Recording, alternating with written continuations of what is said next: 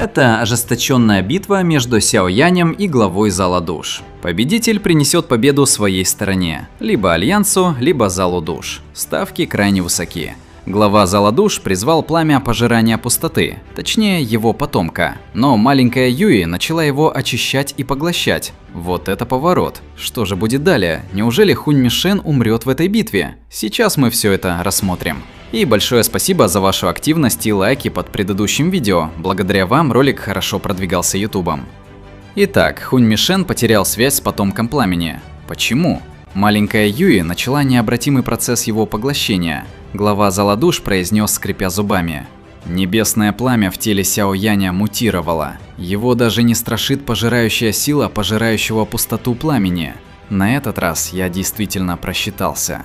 Естественно, он тут же устремился к черному пламени. Хотя это был только потомок пламени, в оригинале сказано, что Хунь Мишен потратил довольно много времени и усилий, выпрашивая его у Хунь Тяньди. Если бы он полностью слился с ним, его тело также в конечном итоге обладало бы пожирающей силой. Хотя ее нельзя сравнить с той, которой обладала оригинальная пожирающая пустоту пламя. Это все равно смертельная способность во время сражений с другими экспертами. Кроме того, как он сможет отчитаться перед кланом, если потеряет его? Однако, стоило главе Зала Душ дернуться, как перед ним словно тень возникла фигура. Ха-ха, глава зала. Другие не должны вмешиваться в борьбу между небесными пламенами. Это был Сяо Янь, который помешал Хунь Мишену как-то повлиять на битву двух огней. Выражение лица главы Зала Душ застыло. Он уже пожертвовал частью своей доуци, которую поглотило черное пламя. Тем не менее, сейчас он совершил самую свирепую атаку в сторону Сяо Яня. Но Сяо Янь просто улыбнулся. Он ясно ощущал, что нынешний глава Зала Душ был намного слабее, чем раньше. Судя по всему, пожирающее пустоту пламя поглотило много его доуци. В этом состоянии глава зала больше не мог представлять большую угрозу для Сяо Яня. Оба они снова жестоко атаковали друг друга, в то время как маленькая Юи в небе раскрыла рот и выплюнула розовое пламя. Пожирающее пустоту пламя едва могло блокировать давление со стороны розового пламени и, наконец, не смогло с ним справиться. Раздался жалкий визг. Черное пламя разлетелось на части и превратилось в черных огненных змей, которые беспорядочно сновали посреди розового пламени. Это плохо.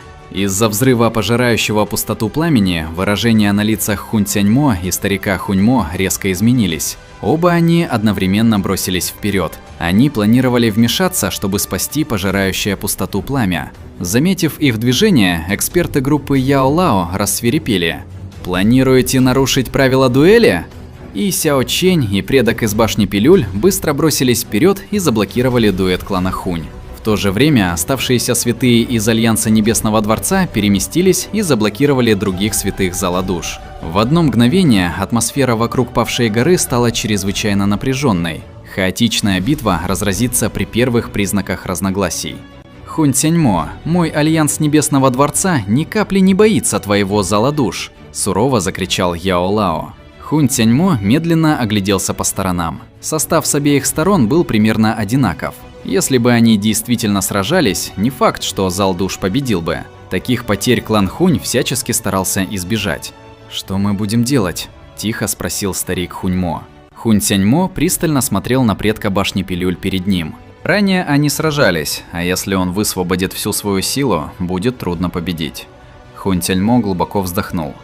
Все будет продолжаться как есть. Обе стороны немного расслабились. Никто не будет вмешиваться в битву Сяо Яня и Хунь Мишена, а также в схватку пламени. А в это время маленькая Юй превратилась в огненную бурю, которая полностью разрушила черное пламя из огненных змей, после чего она открыла рот и поглотила все черное пламя. Хотя сила пожирания была таинственной энергией, которой обладала только само пожирающее пустоту пламя, небесное пламя было подобно диким зверям. Сильные пожирали слабых. Из-за того, что они являлись аналогичного происхождения, более мощное пламя часто поедало более слабое пламя.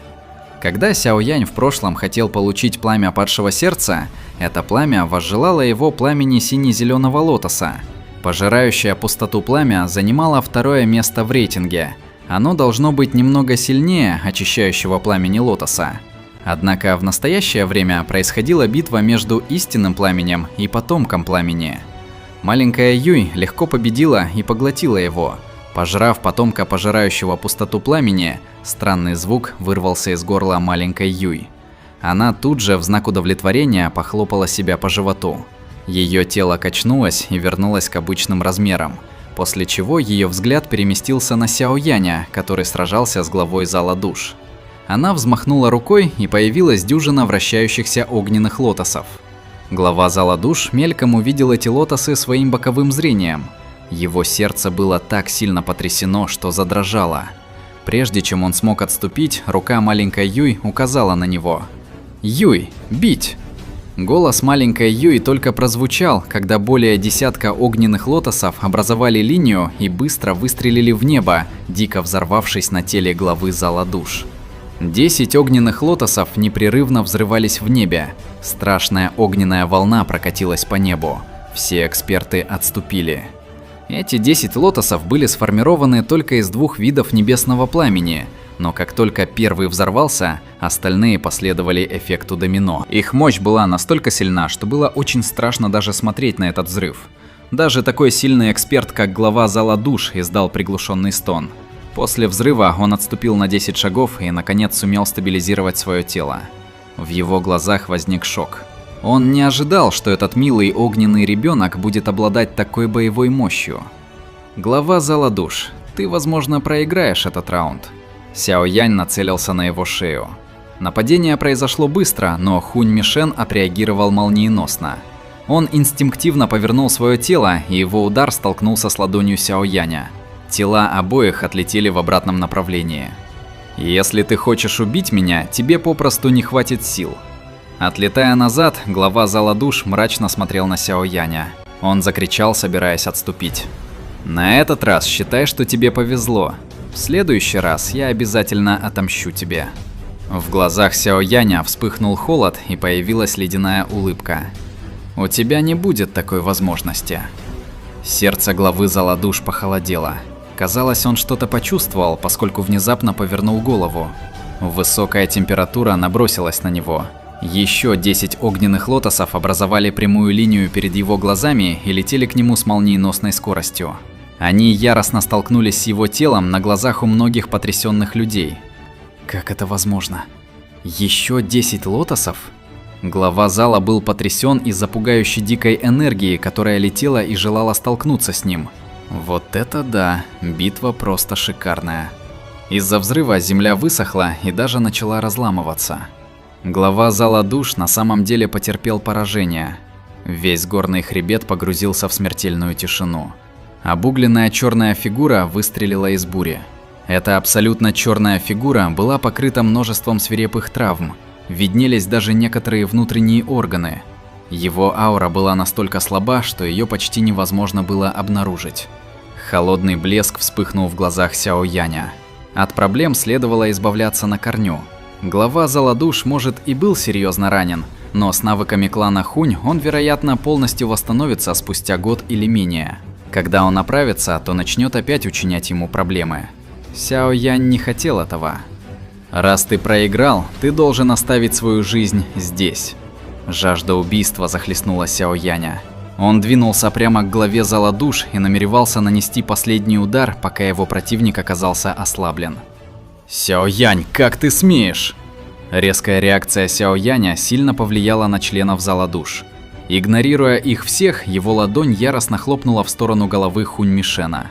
Она определенно раскололась бы как арбуз, если бы удар достиг цели. В глазах тяжело раненого главы зала душ возник ужас перед самой смертью, как только он увидел несущийся к нему удар. «Сяо Янь, да ты смерти ищешь!» Хун Тяньмо с мрачным выражением явился и ударил в сторону Сяо Яня. Судя по всему, он намеревался заставить его прекратить атаковать. Но Сяо Янь не отступил.